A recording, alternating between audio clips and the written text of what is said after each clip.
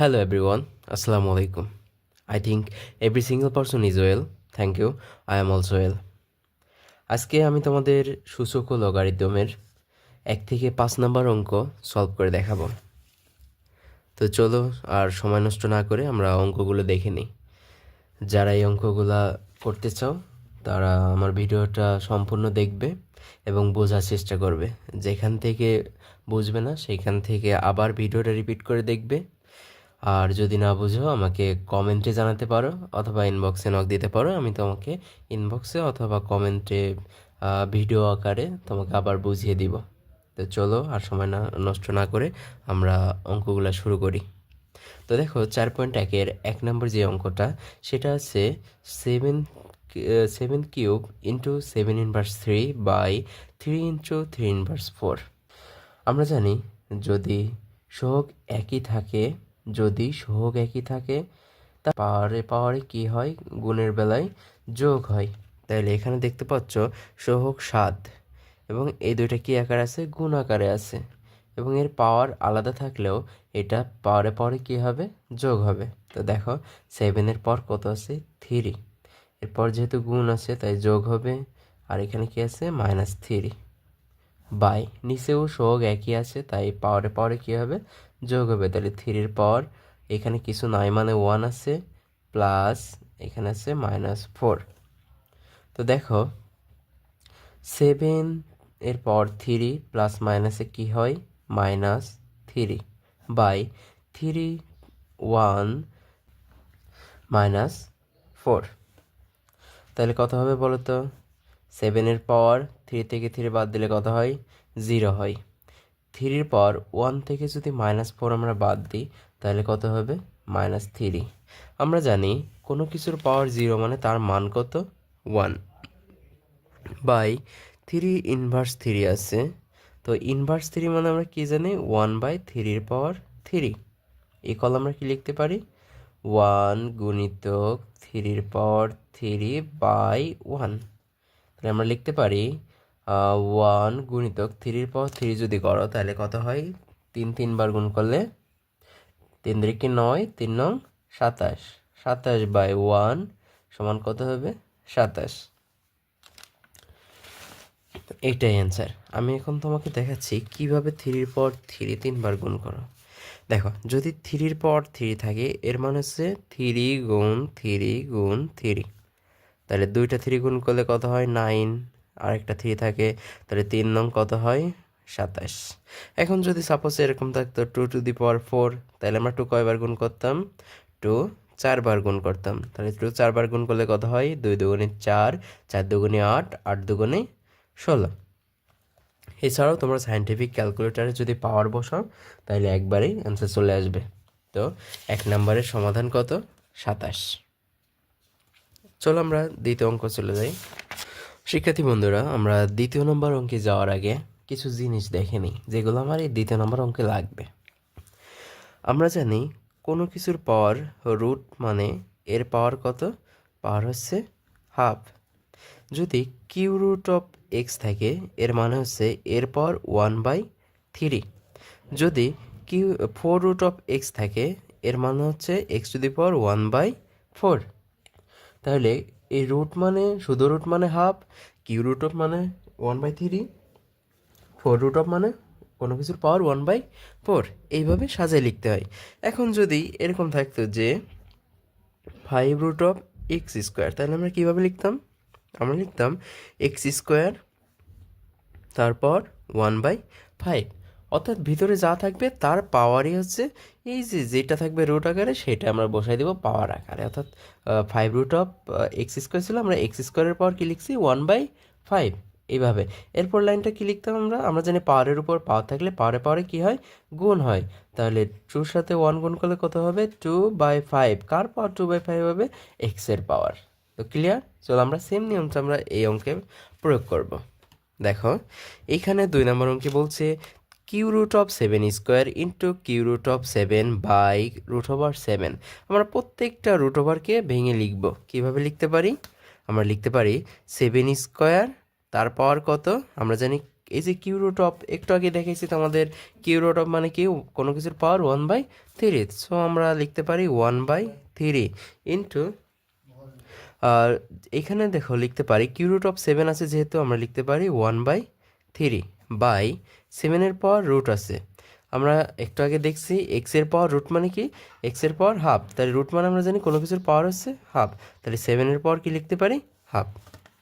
দেখো আমরা জানি পাওয়ারের উপর পাওয়ার থাকলে পাওয়ারের পাওয়ারে কী হয় গুণ হয়, তাহলে এখানে টুর সাথে কার গুণ হবে 1-এর, তাহলে 2-একে 2/3 ইন্টু 7-এর পাওয়ার কত হবে 1/3 বাই কি আছে 7-এর পাওয়ার 1/2।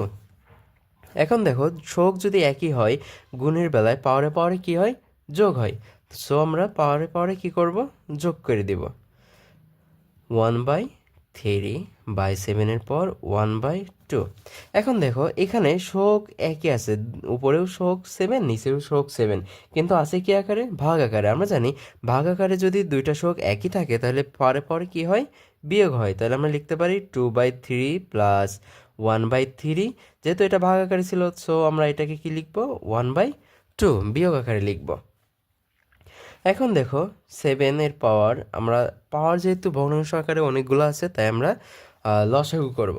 এখন 3 3 2 এর লসাগু কত দেখো 3 3 2, আমরা প্রথমে যেহেতু 2 দিয়ে নিয়ম কিন্তু 2 দিয়ে তো যাবে না, এখানে 3 দিয়ে যাবে, তাহলে আমরা কি লিখতে পারি 3 ভিতরে 1 বেদ যায়, 3 ভিতরে 1 বেদ যায়, আর 3 2-র ভিতরে যায় না, সো এখানে আমরা লসাগু কি লিখতে পারি 3 গুণিতক 1 গুণিতক 1 গুণিতক 2, তাহলে 3 একে 3 3 একে 3 3 দুগুণে 6, তাহলে এর লসাগু কত এর লসাগু হচ্ছে 6।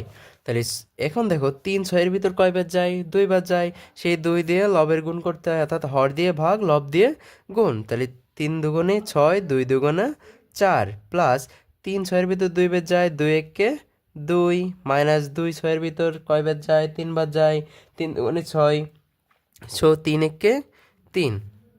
দেখো 7-এর পাওয়ার এখানে যদি যোগ করো 4 আর 2 6 হয়, 6 থেকে 3 বাদ দিলে কত হয় 3 হয়, তাহলে 3/6। এখন যদি তুমি কাটাকাটি করো তাহলে উপরে 1 আর নিচেই 2, কারণ 3 6-এর ভিতরে 2 বার যায়। এখন দেখো তাহলে 7-এর পাওয়ার কত হলো 7-এর পাওয়ার টোটালি হাফ দাঁড়ালো, তাই যদি 7-এর পাওয়ার হাফ হয় তাহলে আমরা লিখতে পারি কি √7। এই যে এখানে দেখো সেম নিয়মটা রিপিট করছি আমি, এই যে কোনো কিছুর পাওয়ার হাফ মানে সেটা কি আকারে লেখা যায় রুট আকারে লেখা যায়, এই নিয়মটাই জাস্ট এই যে 7-এর পাওয়ার হাফ আছে সো আমরা 7-এর পাওয়ার রুট দিয়ে দিলাম। তো আশা করি সবাই বুঝতে পারছো, আর যারা বুঝতে পারোনি তারা অঙ্কটা আবার রিপিট করে দেখে নেবে।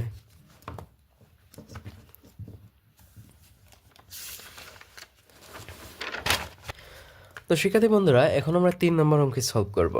3 নম্বর অঙ্কে সলভ করার আগে আমরা একটা বিষয় জেনে আসি, সেটা হচ্ছে আমরা জানি কোনো কিছুর পাওয়ার ইনভার্স 1 মানে সেটা 1/x আকারে লেখা যায়, কোনো কিছুর পাওয়ার ইনভার্স 2 মানে সেটা লিখতে হয় কীভাবে 1/x² আকারে লিখতে হয়, কোনো কিছুর পাওয়ার x ইনভার্স 3 মানে কি লিখতে পারি 1/x-এর পাওয়ার কিউব। এখন যদি এরকম থাকে x-এর পাওয়ার ইনভার্স তারপর আবার ইনভার্স, তাহলে আমরা কি লিখতে পারি আমরা লিখতে পারি হচ্ছে x-এর, দেখো এই যে x ইনভার্স 1 তার জন্য লিখতে পারি 1/x, আর তারপর কত আছে আবার ইনভার্স, তার মানে কি আবার উল্টে যাবে, ইনভার্স মানেই উল্টে যাওয়া, তাহলে আমরা কি লিখতে পারি আবার এটা সমান x লিখতে পারি, অর্থাৎ এটা উপরে চলে যাবে 1টা নিচে আসবে, সো 1 তো আমরা জানি নিচে লেখা লাগে না হর আকারে, কারণ কোনো কিছুর হর না থাকা মানেই সেটা 1 আছে। চলো আমরা এবার 3 নম্বরে সেম নিয়মটা প্রয়োগ করে দেখি। তাহলে 2 ইনভার্স 1 মানে আমরা কি লিখতে পারি 2 ইনভার্স 1 মানে আমরা লিখতে পারি 1/2 প্লাস 5 ইনভার্স 1 মানে আমরা কি লিখতে পারি 1/5, এর পাওয়ার কত আছে ইনভার্স 1। এখন 5 আর 2 এর লসাগু কত 5 আর 2 এর লসাগু আমরা জানি কত 10, এখন 2 10-এর ভিতর কয় বার যায় 2 10-এর ভিতর 5 বার যায়, তাহলে 5 দিয়ে 1-এর গুণ করলে কত হয় 5 যোগ 5 10-এর ভিতর কয় বার যায় 2 বার যায়, তাহলে 2 1-এ 2 ইনভার্স কত 1, 5 আর 2 7/10 ইনভার্স 1। সো আমরা লিখতে পারি কি যেহেতু ইনভার্স আছে আমি একটু আগে বলছিলাম যে ইনভার্স থাকলে কী করতে হয় বিষয়টা সম্পূর্ণ উল্টাই দিতে হয়, তাহলে 10 হর ছিল এখন হয়ে যাবে কি লব, আর 7 লবে ছিল হয়ে যাবে কি হর, এটাই 3-এর অ্যান্সার। খুব ইজি অঙ্ক, একটু চেষ্টা করলে তো আমরা পারবে। আচ্ছা, এরপরটা দেখো 4 নম্বর অঙ্ক, সেম নিয়ম আমরা করতে থাকি। 4 নম্বর বলছে 2a inverse 1 plus 3b inverse 1 এর পাওয়ার আবার ইনভার্স 1। দেখো 2a ইনভার্স 1, এখানে কি 2 এর পাওয়ার ইনভার্স আছে?